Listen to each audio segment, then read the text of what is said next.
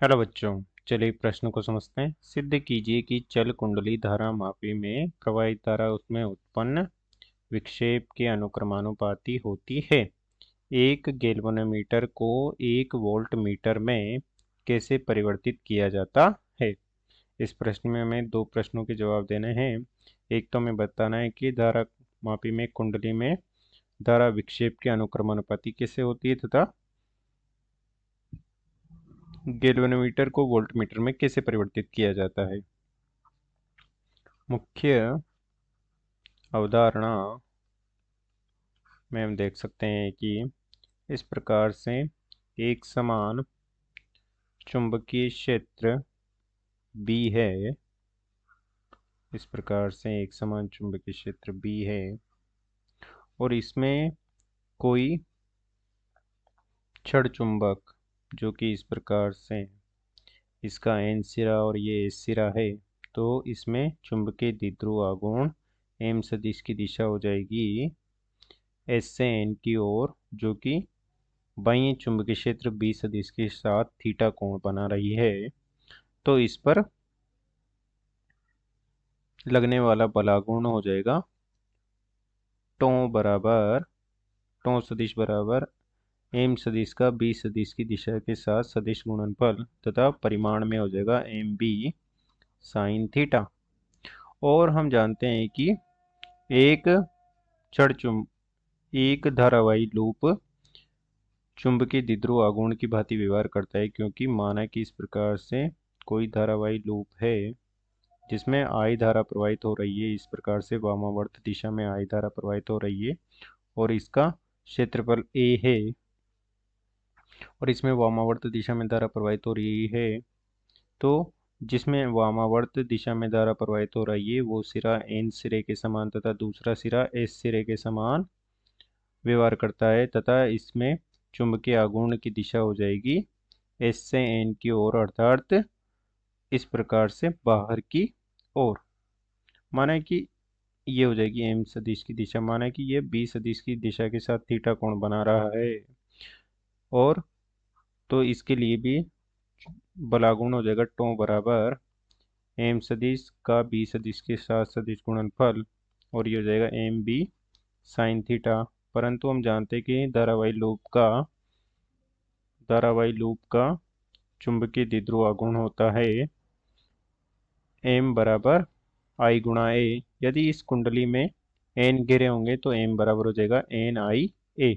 तो यहाँ पे लिख देंगे हम, तो ये हो जाएगा NIAB साइन थीटा, जो कि हो जाएगा धारावाही लूप पर लगने वाला बल आघूर्ण। अब इसी प्रकार से हम देखते हैं कि माना कि कोई तार है, इस प्रकार से कोई तार है जो कि पृष्ठ से फिक्स किया गया है, अर्थात दृढ़ता से बांधा गया है ताकि ये घूमे ना। इस प्रकार से ये तार है और इसे यहाँ से फिक्स कर दिया गया है, एक धरातल से फिक्स कर दिया गया है। अब इस मोटे तार को प्रकार से इसकी अक्ष के सापेक्ष घुमाया जाता है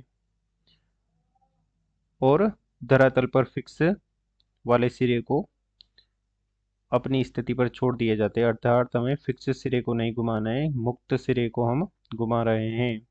तो हम देखते हैं कि जो मुक्त सिरा है वो वो फिक्स सिरे के तुलना में माना कि फाई कोण पर घूम जाता है। इस प्रकार से फाई कोण पर घूम जाते हैं। हालांकि ये अपनी अक्ष के सापेक्ष घूमा है, परंतु हमें दिखाने के लिए हम इस प्रकार से बना रहे हैं। माना कि ये अल्फा डिग्री घूम जाता है क्योंकि हमने इसे अपनी अक्ष के सापेक्ष घुमाया है और ये भी अपनी अक्ष के सापेक्ष ही घूमा है, परंतु दिखाने के लिए हमें साइड में बनाना पड़ रहा है। तो ये अपनी इस अक्ष के सापेक्ष थीटा कोण पर घूम चुका है, सॉरी अल्फा कोण पर घूम चुका है। तो अल्फा कोण पर घूमने पर इसमें ऐंठन उत्पन्न हो जाती है जो कि हो जाएगी, और उस ऐंठन के कारण यह बलाघूर्ण महसूस करता है जो कि हो जाएगा टो गुणा C गुणा अल्फा जहाँ अल्फा विक्षेप है जो कि इस तार को घुमाने पर उत्पन्न हुआ है। ये तो विक्षेप है, माना कि अल्फा डिग्री का विक्षेप उत्पन्न हुआ है। तथा सी यहाँ पर इस ऐंठन दृढ़ता है इस तार की, ऐंठन दृढ़ता है, इस तार की ऐंठन दृढ़ता है। अब चलिए प्रश्न को हल करते हैं। प्रश्न में दिया गया है कि एक चल कुंडली धारा मापी है। तो हम देखते हैं कि चल कुंडली धारा मापी किस प्रकार से कार्य करती है। इस प्रकार से चल कुंडली धारा मापी होती है जिसमें दो बड़े बड़े अवतलाकार चुंबकों के मध्य एक लोहे की कच्ची क्रोड के ऊपर एक आयताकार लूप लपेटा हुआ होता है। ये लूप है जो कि इसे अवतलाकार और कच्चे लोहे की क्रोड पर इसलिए लपेटा गया है ताकि एक समान त्रिज्यीय चुंबकीय क्षेत्र बन सके। एक समान त्रिज्यीय चुंबकीय क्षेत्र उत्पन्न हो सके और ये त्रिज्यीय चुंबकीय क्षेत्र सदैव लूप के तल की दिशा में होता है। लूप के तल की दिशा में होता है जिससे लूप का चुंबकीय आघूर्ण M व B के मध्य सदैव थीटा बराबर 90 डिग्री का कोण बनता है। तो इस लूप पर लगने वाला बलागुण टो बराबर हो जाएगा N गुणा आई ए बी साइन 90 डिग्री, और साइन 90 का मान हो जाता है 1। तो टो बराबर हो जाएगा NIAB। और इस कुंडली को एक फास्फर ब्रोंज के तार से जोड़कर फिक्स कर दिया जाता है। जब इसे परिपथ में जोड़ा जाता है तो लूप में से धारा प्रवाहित होती है तथा उसमें चुंबकीय द्विध्रुव आघूर्ण उत्पन्न होता है जिससे ये लूप में विक्षेप होता है तथा उस विक्षेप से इस फास्फर ब्रोंज के तार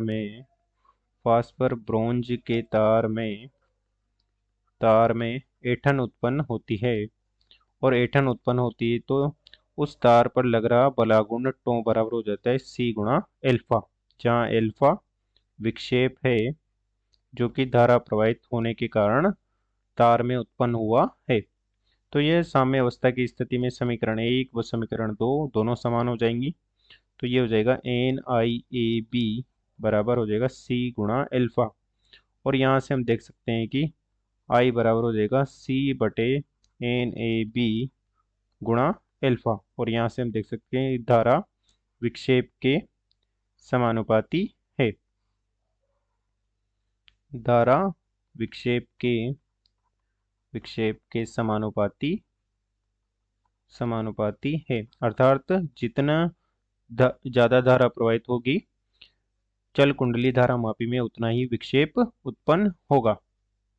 तथा हमें दूसरा प्रश्न दिया गया है कि गैल्वेनोमीटर को धारा वोल्ट मीटर में कैसे परिवर्तित किया जाता है।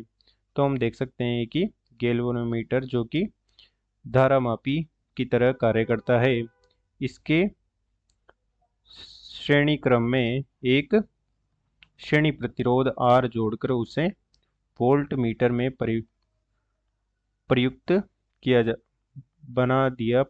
कर दिया जाता है। वोल्ट मीटर में परिवर्तित किया जा सकता है जो कि किसी अवयव के सिरों पर समांतर क्रम में जोड़कर उससे विभव का मापन कर सकता है।